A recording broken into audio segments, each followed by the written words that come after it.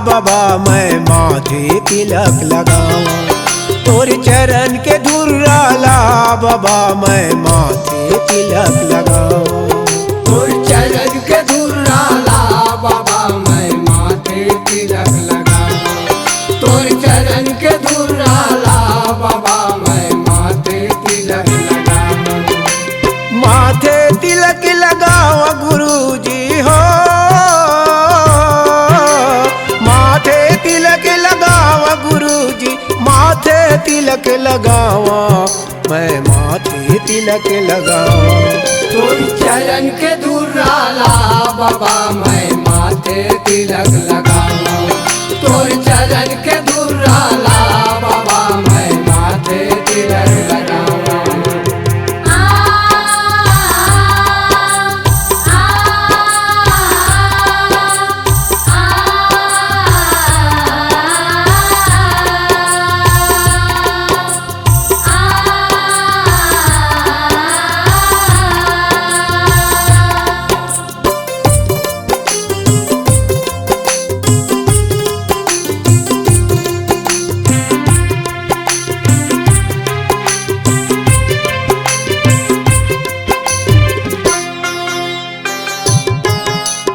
कैसन बने तोरे तपोभूमि गा एक आयाला देखावा। कैसन बने तोरे तपोभूमि गा एक आयाला देखावा।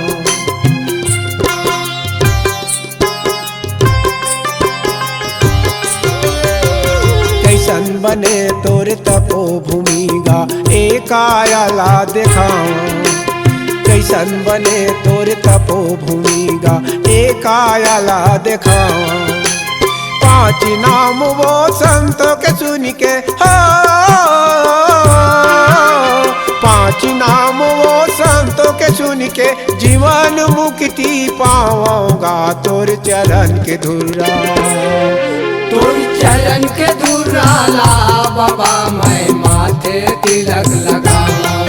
तोर चरण के धुर्राला बाबा मैं माथे तिलक लगावा।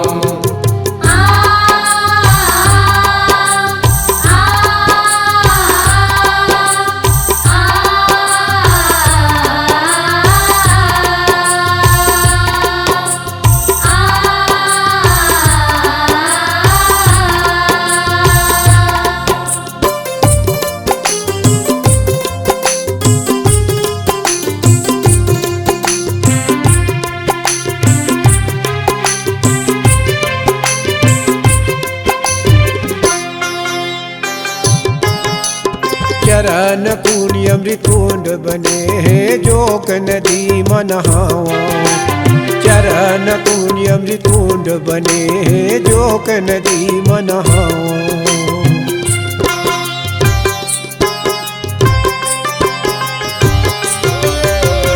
चरण पुण्य अमृत कुंड बने हैं जोक नदी मनहावा।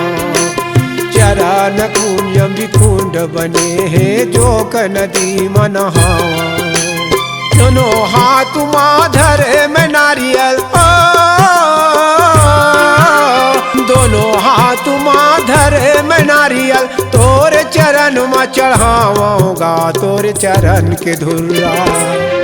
तोर चरण के धुर्राला बाबा मैं माथे तिलक लगावा।